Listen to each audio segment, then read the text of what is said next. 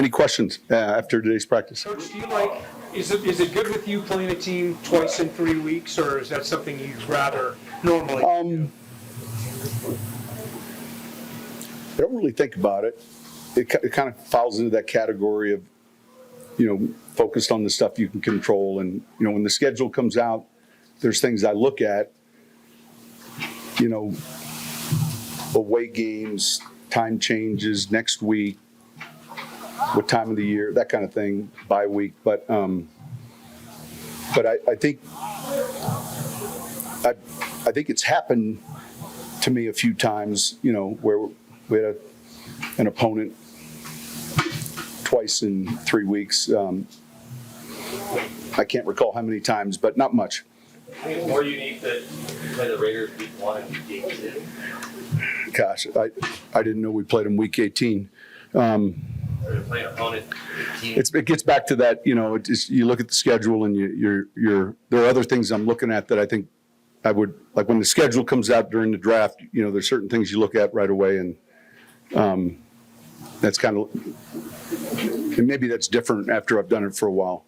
What was your reaction to the shock to Kareem's 4-game suspension and then the reduction? Yeah, look, I was part of the appeals process on behalf of Kareem, and I'm obviously glad it was reduced, and it is what it is, and so we'll be without him for 2 games, and then he'll be back. When you're part of the process, then are you just the reference type thing? No, it's just it's a an hour meeting on Zoom. For those 2 games, is it just as simple as PJ steps up, or is it more by committee? Yeah, we'll see. We'll see based on the packages we're in. We've got a couple options, and certainly PJ is one of them. Did you feel it was excessive when it came out as 4 games? Yeah, how I feel about it, I don't think important. I learned that a little, probably quite a while ago. Ran the ball well in Kansas City. How much better are you want to carry over? Pardon? Ran the ball well in Kansas City. Yeah, so look, the files for this game, for instance, the same for them on the computer, however far you went back with the cut-ups, they all exist. And so here it is a week and a half, 2 weeks later, and you have all the files again. You add the Chargers to the files, the cut-ups. You add your game because you didn't have it, in your prep. And then you look at things that you want to do differently, things you want to keep, and so all of that's part of the process. It's next week, I think, at some point. But no, I don't think, no. We're focused on winning with this group and these guys here. And, we went through this in the off season too. And it's the news cycle, and it's part of the deal. But no, not at all. Did you learn about Mahomes and Kelsey when you see him in person against your personnel? Learn more about him or get intel that helps you this week? Listen, I've told the story many a time, but just, having played these guys, been involved in private workouts with Patrick, and so you see it on TV and you watch them in person, but I played them before, and we talked today about there's the first act, that's the pass on time, and then there's the brief intermission, and then we get to the second act, and that's out of the pocket, and they do that as well as anyone. If PJ Locke does play a lot of snaps coming up, what do you kind of like about his game that he attributes to? Yeah, look, he's smart. He's got good ball skills. I was pleased that he had his first NFL interception. I gave him a hard time. I wanted to make sure there was one prior at Texas, and he reassured me there was. So, no, he's someone that, grinds on it, works at it. And, but like I said, there'll be a handful of packages I think you have to have when you play these guys. You talked about signing a guy for an upcoming opponent, but with DeAndre Coburn, what does he bring you as a player? Yeah, so he's a lot of times when you claim a first-year player, you're looking at your grades that you just had 6 months ago. And so when we see a graded player, then that catches your eye. In other words, the grades were, it's hard to find big guys inside. Makeup is good, and so there were a few check marks that you hit, and we had the roster space. You were looking at Jaleel ahead of the draft. Was there a particular moment you remember when you saw, hey, this guy has a chance to play at this level, or Well, somebody bringing? I mean, we were recruiting them. Some of these guys you're on the phone with after the draft, and there's 7, 8 teams, and sometimes maybe 1 or 2, and so we weren't the only ones. This guy holds about every record at his school and level of play, and all you can go by is, how does he do versus the competition, and so, that 2 hours after the draft, I mean, the phones are, there's a lot going on, and having done it enough, you learn to appreciate, like, you don't know who's on the other end of the phone, and it could be, and then I'll give you all the guys that have been Pro Bowlers that were undrafted. So you have to approach it like the guy on the other end of the phone is another one of those players. And I've got stories where we won and got the player, or he's in the boat but then went somewhere else and became, an all-pro player, and you're like, just in a 20-minute decision. So it's very competitive, and generally, I would say this for the scouts and people, coaches, generally there's an advocate. Someone saying, George and I can't see it all. We see you. But then when someone says, hey, this guy, and so we spend so much time on the first round of the draft, and man, all the stuff that takes place after that first round is so important relative to your team. And so he was one of those players that now you can't get the whole picture until he's here. And even then, he's more impressive. And so I'm glad he's ours. Sean, I think you talked about it before, maybe not here, you just touched on right at workout with Patrick, but what you saw pre-draft and how close things came that night in New Orleans. I think that was a good group. Well, look, we in the draft, usually there'll be a week or two where you'll get the owners playing and you'll hit these big workouts. I recall Tennessee was on the docket, Ohio State was on the docket. There were a number of them. But we were going to Lubbock first for a private workout. And, you send all the information, a couple days of install, and we went down there and had a workout. He was fantastic in the meeting and on the field, all that stuff. And it was just one of those where you saw the film, and then we flew to Tennessee that night and had dinner with 8 players. Oh, they had an outside edge player, I think he's with Philadelphia, drafted in the first round. But they had an unusually high amount in their draft class, and had dinner, and the next day met with them and then worked out. And the running back coach wasn't with me, and so I worked out Kamara. And we left there, and I thought, now we're 2 for 2. And flew to Ohio State, and there's always going to be a handful of players, and then there's Lattimore. And so it was one of those weeks where every stop along the way was like, man, I'm glad we made that stop. And so, it's an unpredictable process. And I think we were picking 11.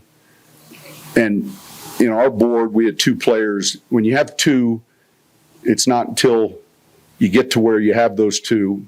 So pick 9, we're waiting. And as soon as it wasn't either of those 2, we knew we were going to have Lattimore or Mahomes. And then 10 was Buffalo. Andy and those guys at Kansas City traded up. And I turned to Mickey and I said, here goes the quarterback. And Patrick went 10.